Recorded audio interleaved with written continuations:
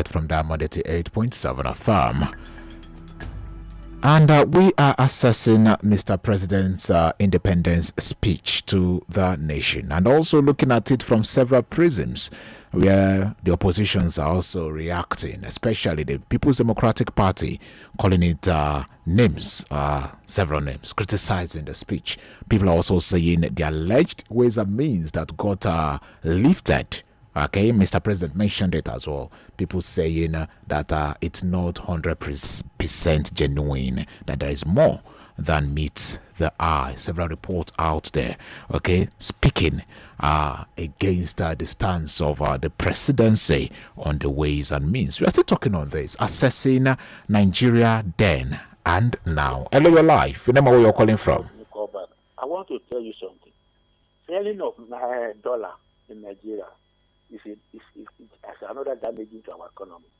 Do they sell dollar? I mean, do they sell naira in China, US, UK? Why do we commercialize dollar? This is a damage to our economy. Let us face the reality. I don't know the kind of people in the economy and committee. They need to advise. Right. We cannot be selling dollar, my brother. And this combat we are talking about, I know one of combat.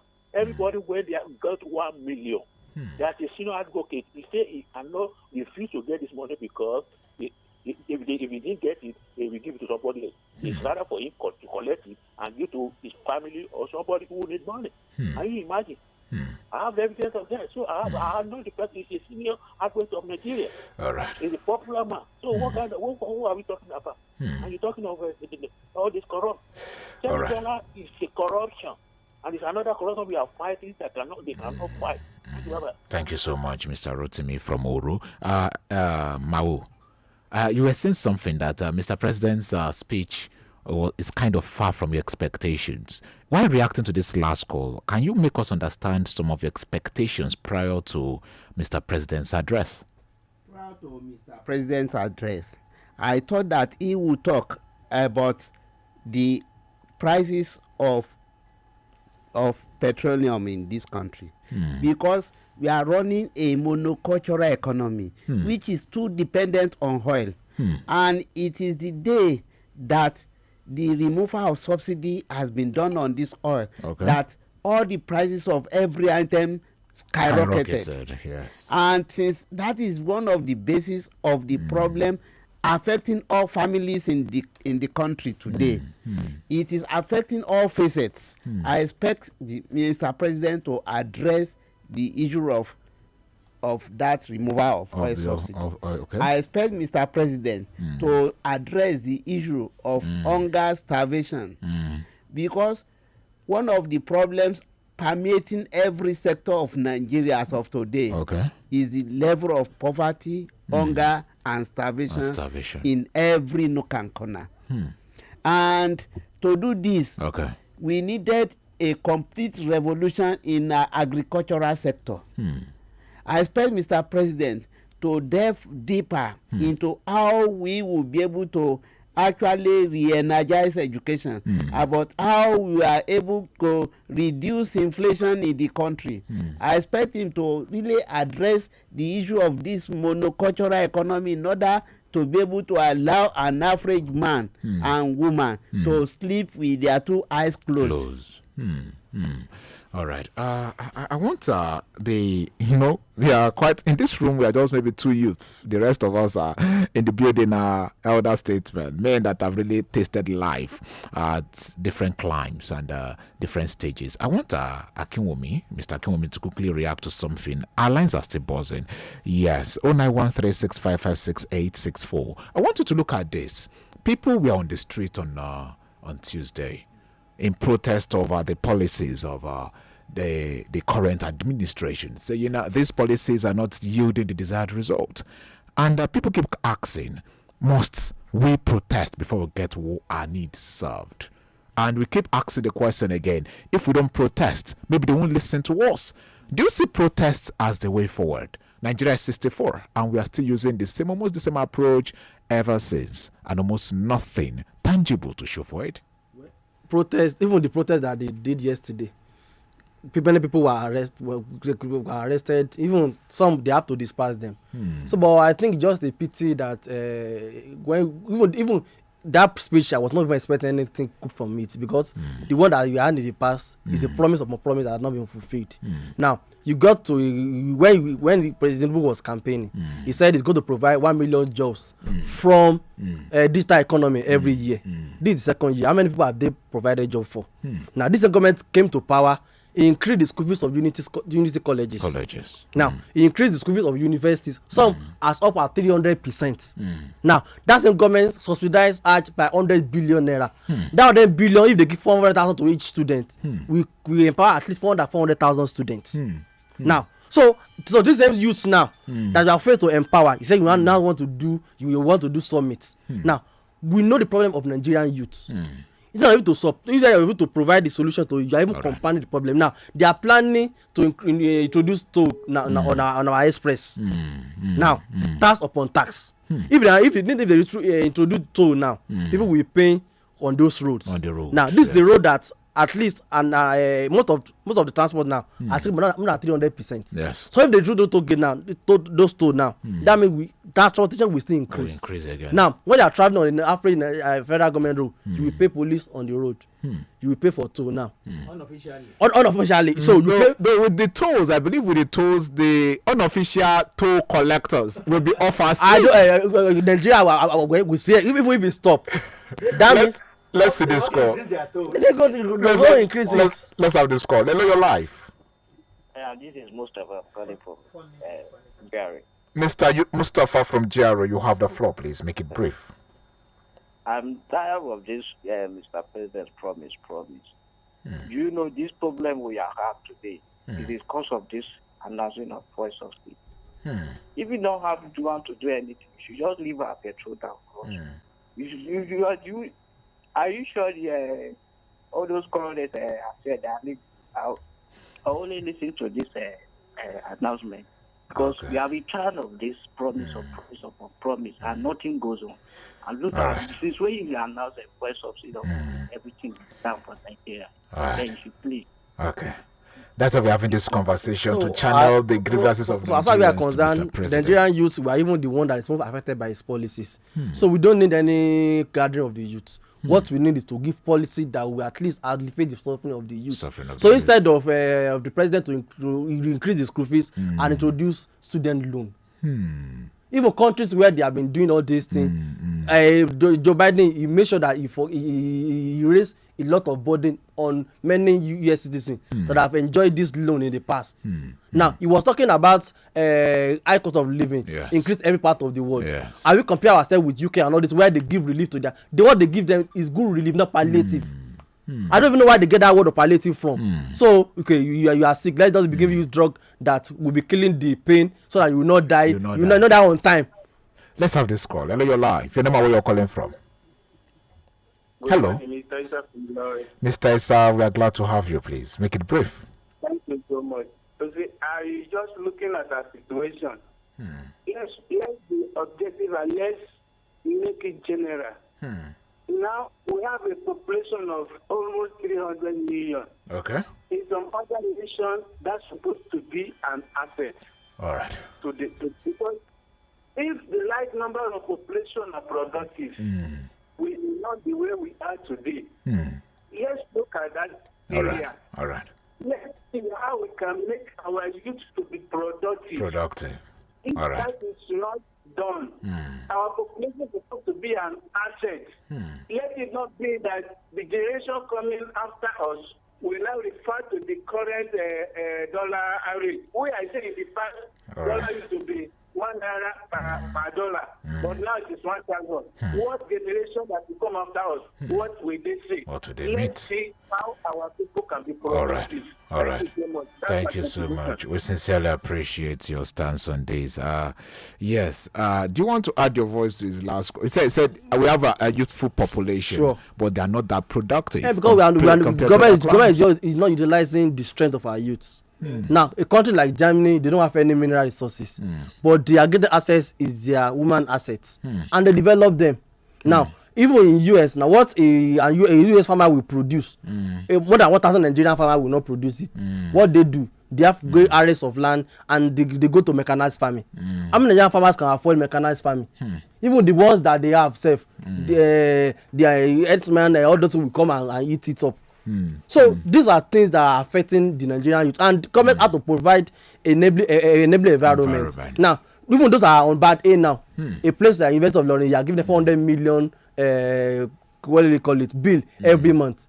So what they are doing now, they rationalize their power now. So, and how many Nigerians have stable power supply? So these are what we need for economy to grow, for youth to even be productive. So then the task is also almost there. Even the students, how many people can afford sending their students to government university? A place like and some hostel goes as high as 250,000 naira. Let's have this call. Hello, your life. Good morning. This is Abdurafi calling from Ilorin. Mr. Abdurafi, you have the floor. Please make it brief. Thank you very much. If we want to solve this our problem, we need to treat ourselves a little back. You see, to me, it is my opinion. Nigeria is a nation that is a mixture of immiscible. Let me say, yes, I do say it any time I have opportunity to speak. We are not one in this country. And instead of us to call ourselves, so that we know the way we can work together. All right. Let me give you an example. If the president make an appointment today, Yoruba will be saying, hey, I want to hear which chart. Hausa will be saying, I want to hear. The other person will be saying, I want to hear. So we need to first of all treat ourselves. We are not working together. So we are not working abreast. So that is the first problem. Another thing is that they should find a way that there will be security in this country. Anywhere that there is no security, forget who will go to farm. At least, I have a little farm. But when this is of security now, so I leave the farm. So also very many people. So we need to retrace ourselves. All right. So Thank that you. we can forge ahead. Thank you very much. Thank you so much, Mr. Abdurafi. So much to say. You just tuning in. It's still the editors Hangout Radio Live and Direct from Diamond 88.7 FM. Keep your calls pouring through 0913-6556. 952. You can as well reach us via WhatsApp 0913-6556-864. While I move the mics to the ways of our veterans in the studio, I want to take a few messages. This says, what is happening presently has shown that our votes are not counting. If they truly are, we need our vote coming 2027. They will not continue suffering the poor masses, but elections are rigged with the support of the citizens. Engineer Abdul Yasir. His location, it says of a garage. Another one here says, good morning. I really crave the indulgence of the radio. All right. It says, on the way out for our country to combat hunger, kidnapping. This is quite a longer read. If not, let's leave our faith to God, who can do and undo. I'm sorry, that was the line I have to pick. Nigerians and prayers. I want to get back to, I don't know, let me start with Mahu. After Mahu, I then move to Elder Wally. Mahu, all of this back and forth, take it or leave it. We Nigerians have developed thick skins to withstand almost any condition.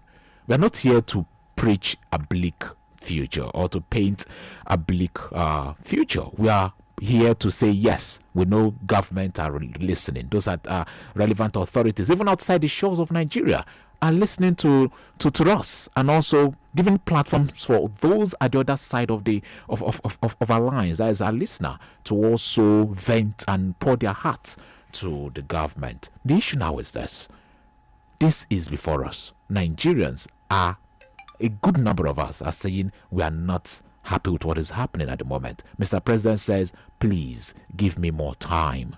I'm working. The ways and means that I made reference to, I don't know, time will not permit me. Maybe if I can still touch on that. I'm working. Just allow us, exercise patience with us while these work yield the desired result. How do you assess all of these? Not going far away from the stance of the opposition in all of these dramas. People are saying we need even more than what we are getting at the moment. Yes, what is really happening is that our political leaders don't learn from history. If they learn from history, the traverse we are passing through in Nigeria as of today will be of concern to them. Before French Revolution in 1789, the average French people complain Louis XVI and Marie Antoinette, the wife, were not too concerned. The inflation was setting in, the price of bread was getting higher and higher. People started feeling hungry. By the time people trooped out and worked against the government, leading to the collapse of the monarchy in France. I don't plead with Nigerian political leaders to toe the same path of not getting concerned with what is happening to the citizens. As of today, majority of Nigerians are suffering. They are languishing in pains. It is now left for our political leaders to do the right thing. Revisit the way they run their economy. In 1993, in the aborted Third Republic, late Chief MKO Abiola had Hope 93 as his agenda. Then, in this very republic, President Bola Ahmed Tinubu started with renewed hope. Then, is that hope not getting dashed off? Are Nigerians still hopeful? Are Nigerians being left in the position to actually trust the leadership? These are some of the pertinent questions that is begging for answer as of today. And that is why in most cases I have seen the speech of Mr. President has been much more of propaganda than the reality on ground. Much more propaganda. I don't know. We need to look at the issue with the economics. People are saying, I don't know, our lines are still buzzing. We have bills to pay again. I don't know. We have to first of all pay these bills while we continue with the conversation. And when we return to the studios, we will look into the issue with the ways and means. I believe one of our veterans here will add his voice on that. The ways and means, where Mr. President saying our debt has been offsetted. People are saying no, this debt is still there. It's just that it got maybe suspended and allowing us to spend more time in paying this accrued debt over the years. We'll get back to talk this very matter when we return after this quick commercial break. It's still the Editor's Hangout. Please stay tuned. Mai gida, yau ce ranar allurar mu ta yi wa kai fa. Mai gida, da wannan allurar dakatar da haihuwa babu fargaban ɗaukar ciki. Akwai hanyoyi 3 masu sauƙi na yi wa kai allurar. Na ɗaya, zan bincini cinyata. Na biyu, zan yi allurar a wurin da na bincini cinyata. Na uku, za mu iya jin daɗin kariya har na wata 3. Anya ba zafi? Yar ƙaramin allura ce mai gida. Har kin yanzu nan da sauri haka? Ai na faɗa maka mai gida. Domin neman ƙarin bayani game da allurar yi wa kai, ku kira mu kyauta akan layin Airtel idan aka danna 421 sannan 30 ko ku ziyarci shafin mu ta yanar gizo a discoveryourpower.org. Wannan sako ya zo muku ne da ƙungiyar lafiya ta iyali tare da haɗin gwiwar ma'aikatan lafiya ta tarayya. There's certainly more to radio than what you've ever experienced. Yeah! With Diamond FM, it's about the laughter, solutions, I feel so relieved listening to you. platforms to express yourself, As I didn't say, I don't think it's and most importantly, companionship.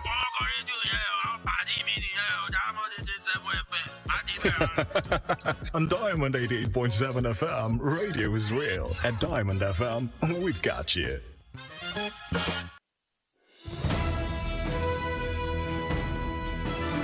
Yes, we're glad to still have you there. Of a truth, we know you listener are willing to pour your heart on the platform, and we understand. 09136556952. This is the very last lap of the program this great morning. Hello, your life. Remember where you're calling from. Hello, Mr. Isa calling back. All right, Mr. Issa, we are glad to have you back. Please, 30 seconds. Yes, this is my own. You see, even if I would count, it will not remove corruption. The solution we are talking about may not come in our generation. Let's tell our youth, even if your government fails you, you must not fail yourself. Get something you can do. If government fails you, don't fail yourself. Waiting for government employment may not come to you get told. Now you can get something to do. and feed yourself. All right. So let's continue to bring to our youth. All right. Thank you so much. That's my contribution. God bless you. Thank you, sir. I need to take this message, though quite lengthy. I hope I can be as brief as possible. Why is that our leader always tell us we are on top of every situation in Nigeria after when they are not nearer to any ugly situations we are facing in Nigeria? Reference to the issue of banditry, which now rocked Kwara South, particularly Bumina land, where clergymen and poor masses are either kidnapped or killed for inability to pay ransom. Our people in the Bumina can no longer sleep with their two eyes closed. Prince Bankole Owa Kajola. We know our security apparatus are trying their best. We know they can do so much more. Maybe I'm moving the mics to Elder Wale. Okay. Reacting to all the calls that we've received so far. Yeah. And also the issue with the economy.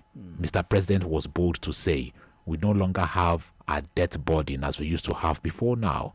Your thoughts on that while we move on? Mr. President has not told us what are the latest activity of the DMO, Debt Management Office of the government. I mean, what their last report as regards debts in this country, we have not heard. And some state governors had even taken foreign loans. And we know who guarantees such loans. So the debt DMO office is being quiet, and we know that we are being weighed down by debts. And so it goes beyond just saying it. So you're not in support, you're not taking it hook, line, and sinker. I'm not convinced that we are still. We have less burden with regards to debt. We have huge burdens. See how huge burdens on us. You see, the truth is this. I've come to realize. Okay. And at times I want to pity our political leaders. I see them as not prepared for the office. They are not prepared. They are not prepared. Wow. They get there and get overwhelmed with what they found there. But they are confronted with two things. The overwhelming problems they have to contend with and the huge players available for them. And so they quickly go for the players and have maybe some little time to address the burdens and the problems. And because they are least prepared for it, that's why we find ourselves in this matter. Take for instance, my suggestion would just be that our problem started on 30th May 2023, courtesy of one sentence. Fuel subsidy is gone forever. And so our problems came back hugely forever. So just go back to that same first subsidy of a thing. We said we have removed first subsidy. Some sections of society have said it is not true. They are still paying as per August last year. Paying. And government has not cleared that issue. And we are finding it hard and hard each day. If it is anything, take us back to that subsidy regime. But they say going back is not an option. Well, the thing is this: you see, we should have a say. We said this is what we want. Please give us that is what we want. All right. I want Mr. Akinwumi to quickly share his thoughts before we call it a day on the program. So much has been said.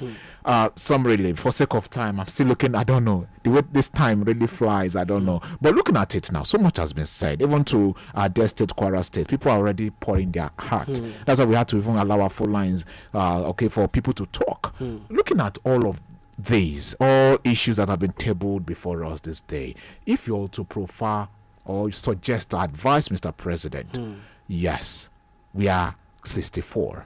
What will your advice be to President Ahmed Bola Tinubu? Well, I would advise him to be sincere to the Nigerian people. This is still a time to pay lip service. If it is a economy you want to face, face it squarely. And this is not a time to be allowed governor to come and sit with him in Abuja. Every governor should go back to their states. Now, even the little effort the president is making, it's not really any result because most of the governors are not working. Now, we're talking about crisis in the women and land. Thank God that we have chairmen now. This time for those local government chairmen to go to their communities and solve the security problem. Now, if the governors in their states could go to their states and provide tractors and provide food in abundance. Like our governor, the working governor. You having tractors in Kwara State. I hope it's get to the hand of the real farmers. That is my hope. Then the fertilizer and all those. So if the governor can work and give us food, food will be on the table of Nigeria. So I will aspire the president to make sure that those governors are working. And that they put on the table of every Nigerian. So when that is solved, you can solve other issues. Okay. Amao, yes, so much to say, but we have to go. If you're to advise the president and his team, Nigeria is 64. Any hope for the future? Yes, my advice to Mr. President would be that he should go back to the basis. Wherein agriculture and agro-ally industry was the mainstay of the economy, and Nigeria shall become great again. Nigeria shall become great again. It's our prayers. Elder Wole. My advice is that Mr. President has only 1 year. 1 year. To attend to this issue. Just a year? Just a year. Because it's traditional in Nigeria that governance, elected governments only function for 2 years. For 2 years. Remaining 2 years for politics, succession or second term. Or second term. So asking us to be patient may not work. He just has to do it within the next 1 year. May God help us. Yes, that's the size of the program this great day. Sincerely, so much to say, but the message is clear. We are glad that so many individuals also were able to pour their heart, and we know we have our government at the other side of the line listening and are willing to do the needful. Yes, as many that called in from Oro to Ofa to Ilori, those that listen patiently, those that even reacted on our virtual spaces, we say a very big thank you. And to you that tried calling through, but for sake of our time, we couldn't get to your reactions on the program. We appreciate. We will keep hopes alive because we believe Nigeria is a project for us, and we have to work together collectively, more intentionally, to make this project work, and it will work. We say Happy Independence Day once again to Nigeria, and God bless Nigeria. I'm Joseph Emeribe. Good morning.